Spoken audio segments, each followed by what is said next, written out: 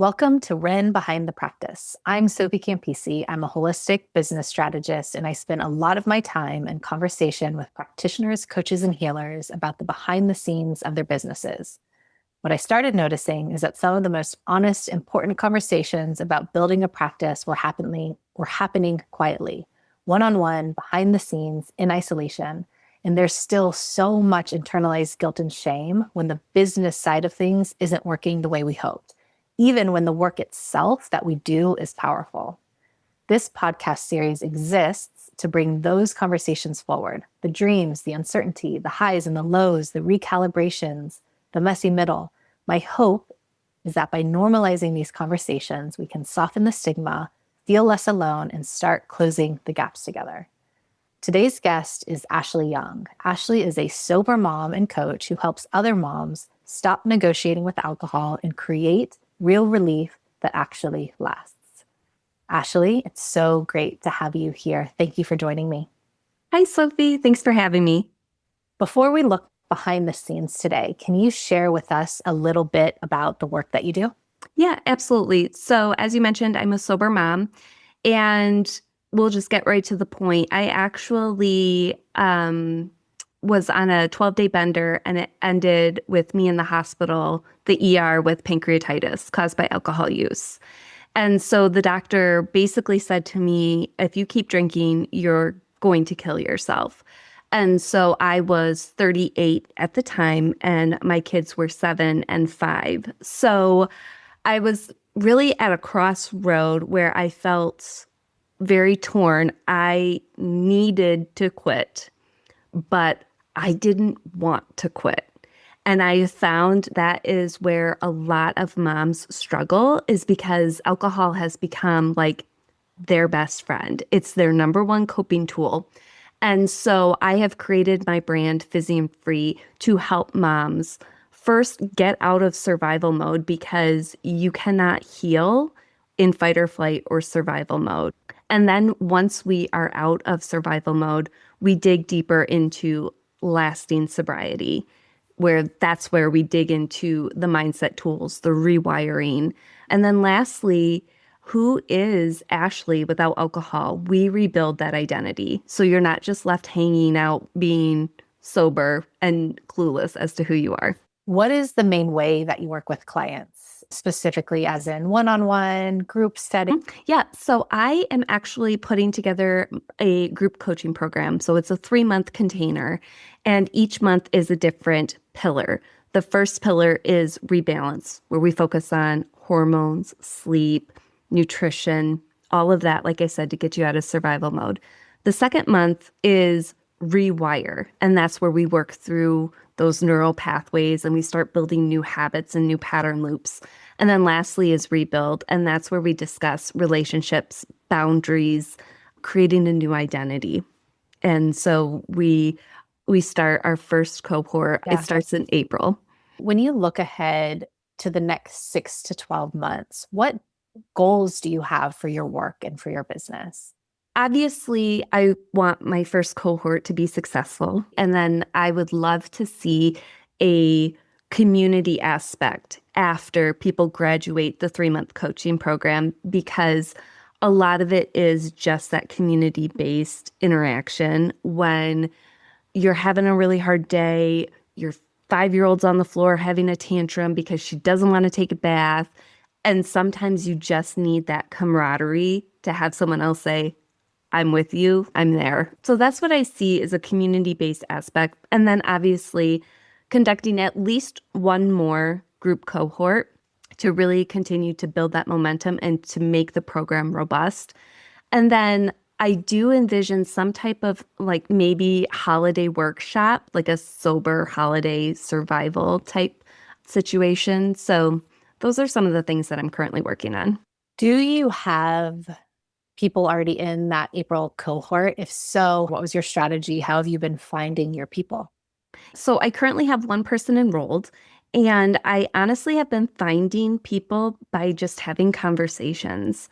I not only network with other professionals in women's networking groups, but I do make myself very visible in mom sober groups because there are a lot of women in those groups who are just asking outright, how do I make this stop?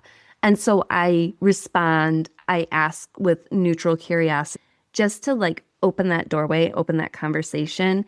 And then another way that I actually get a lot of traction and start conversations with people is on TikTok, believe it or not. People are very open on TikTok, and I am an older millennial, and I was like not on TikTok. It's a great place for me to kind of work out some material because, like, my mom doesn't follow me on TikTok, my grandpa doesn't follow me on TikTok, so I feel like I can be a bit more edgier, and people have really been responding well. Amazing.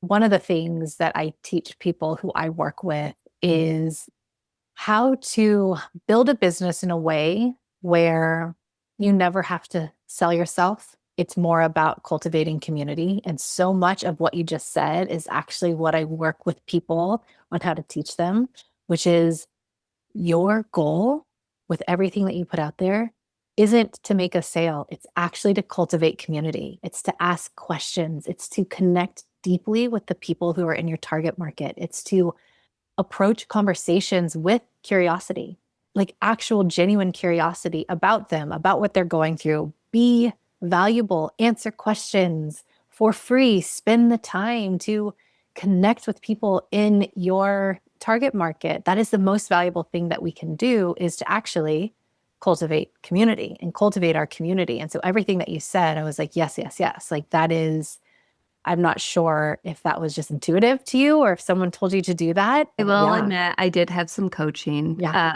which there's no shame in that. Like No. we all need that. And I will say, doing a lot of this community building and having these conversations also helps me kind of weed out who is not my ideal client. So it's a very useful tool that I recommend any entrepreneur who is looking for clients uses. Absolutely. It's the maybe the number one undervalued tool. I mean, it is one of the fundamental things that I teach people when I teach them how to build businesses, because for so many reasons, what you just said, A, to weed people out, B, cultivating genuinely connecting with people, which gets us right into our mission, cultivating the community, teasing out and actually finding good fits for who's your people, who's not your people, especially if it's a market that you haven't teased apart, you'll get answers. Like you already know, probably in a couple of exchanges with someone, if they're a good fit for you or not. Maybe it's just where they are on their path or it's personality type. Like you know those things. And that's also helping you two things. One, narrow your market even more based off real life data that you couldn't have done in a hypothetical exercise, and become even more masterful with your people. Yeah, yeah. And if for whatever reason somebody is not my ideal client, whether they're not at the point where they want to quit, but more importantly, they need stronger support than what I can offer them, I think I owe them that courtesy and that's my responsibility to say, I am not your person. You need to go seek professional help, whether that's rehab, a psychiatrist. So it's just, yeah, like you said, it's just the best tool. When you think about getting to some of your kind of near midterm goals, finishing this cohort successfully, so filling it, getting some more people in, finishing it, finishing hopefully a second one by the end of 6, 12 months, what feels really hard about that? What feels like it's getting in the way, or areas where you feel like you've already gotten stuck or you might get stuck?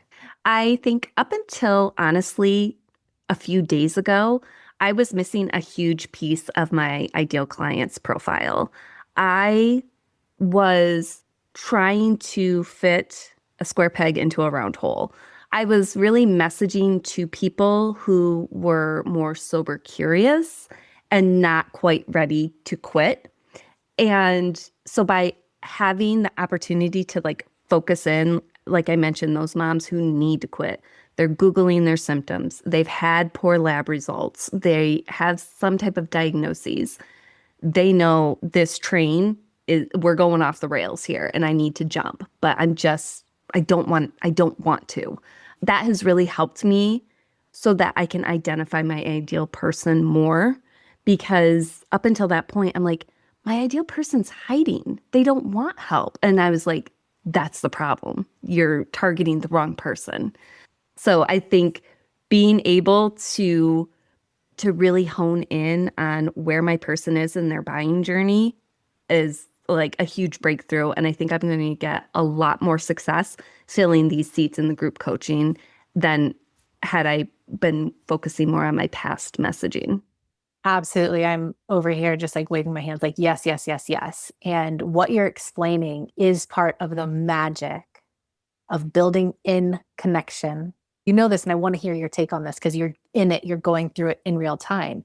You couldn't have found that out doing a hypothetical exercise. You couldn't have found that out on your own. You couldn't have just like come up with it. This is the real type of breakthrough and aha moment that comes from building in connection. That's the phrase that I use, but learning how to connect with your target market or who you think is your target market and have real conversations to just get real raw data. And then you get all of those big aha moments that come from in real time, real conversations with real people, real data that you couldn't have come up with on your own. Absolutely. And sometimes it is sharing my experience. So when I comment on someone's post, you know, if they're talking about, let's say, boredom, and I will comment and say, oh my gosh, this was a huge trigger for me. The monotony of motherhood was so challenging for me. But what I realized was I could complain about that cycle as long as I wanted, and I would use it as an excuse. And it wasn't until I realized that I needed to quit that I was ready to quit. So it kind of opens their eyes a little bit to where they are on their journey.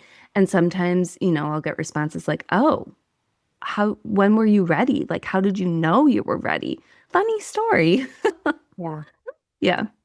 Yeah. Yeah. So powerful. Yeah. Anything else that you feel like you want to share on that before we shift gears? You were like, by having these conversations, your ideal client opens your eyes to blind spots because, like, everybody's struggle with getting sober is different and everybody's circumstances are different. So it makes me a better coach because I can understand, like, oh, like my ideal client may be struggling with custody battles or she may be having some legal trouble. You know, so just really being more open-minded to the spectrum that my ideal client will be on. Absolutely. And this is something that isn't always taught about or people don't always think about when they think target market, which is that when you really nail your target market, it's actually going to come down to a problem, a very clear problem of that bigger target Mhm. market. So like you said, like you can have sober moms, but when it actually comes down to nailing it with your target market, it's actually going to be one of those things like, wow, I never would have thought that, but this is coming up so much. It's custody and divorce. And like, that's my area of expertise, you know, like, Mhm. oh, and so it's actually going to ultimately tighten and get super, super refined and super solid by teasing apart and just being in conversations because it's likely going to be something you wouldn't have thought about. It's a nuance that what's in common is a very clear, specific problem that's usually a sub problem of the bigger topic, but you can only get there through conversations, like you said, and having those conversations with people. Yeah, yeah. And that's why the breakthrough earlier this week, I had to go back and remember because this whole time I've been creating messaging and I'm like, it doesn't feel right. Like I'm trying to be something I'm not. Like I'm trying to be like a cheerleader or like rah rah for sobriety. Not that I don't like being sober, but I'm like, I felt like I was an imposter because I was like, I didn't want to get sober. And I was like, oh, aha, yes. How many women out there need to get sober, but they don't want to get sober? I'm like, there it is. Got it.